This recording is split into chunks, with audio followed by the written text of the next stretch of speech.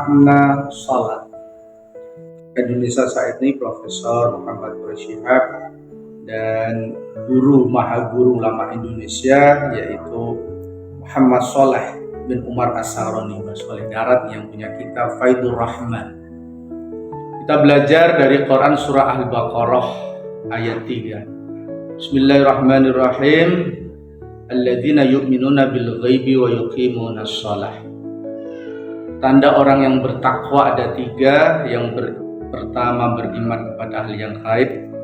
Yang kedua, mendirikan sholat. Dan yang ketiga, menginfakkan sebagian harta yang diberikan Allah.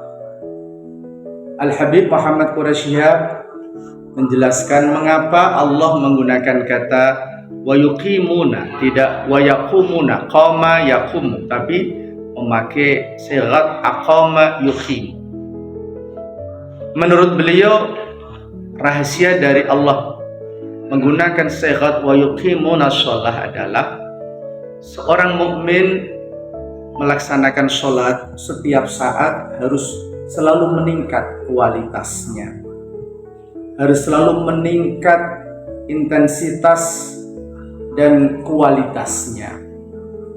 Mungkin kualitas yang pertama dilihat dari dimensi fikihnya, apakah sholatnya sesuai dengan syarat dan rukun. Yang kedua dilihat dari dimensi hatinya, apakah ketika orang itu sholat hatinya ingat kepada Allah. Apakah ketika sholat dia mampu mentadabburi, merenungkan apa-apa yang dia ucapkan. Sedangkan Mbah Soleh Darat, maha guru ulama Indonesia, dalam kitab Faidur Rahman menggagas yang namanya sholat daim, sholat selamanya, yaitu kita melakukan sholat.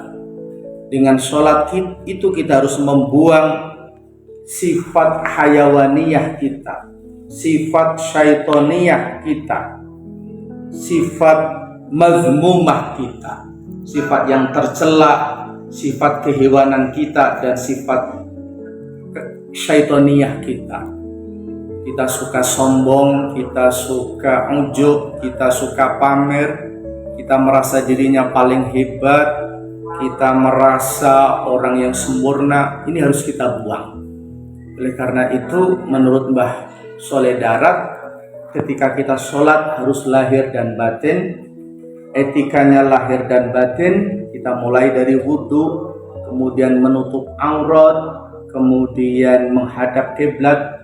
Semuanya bermakna bahwa sholat harus menjadi media tazkiyatun nafsi, media untuk membersihkan jiwa kita dari hal-hal, dari sifat-sifat yang dilarang oleh Allah. Kita hiasi dengan sifat-sifat yang dipuji oleh Allah. Orang yang memahami filosofi sholat daim, ketika selesai sholat, hatinya, pikirannya, dan perilakunya selalu disinari oleh nilai-nilai sholat. Sholat bisa tanha anil fahsya'i wal munkar. Sholat dia bisa mencegah dari perbuatan yang keji dan munkar.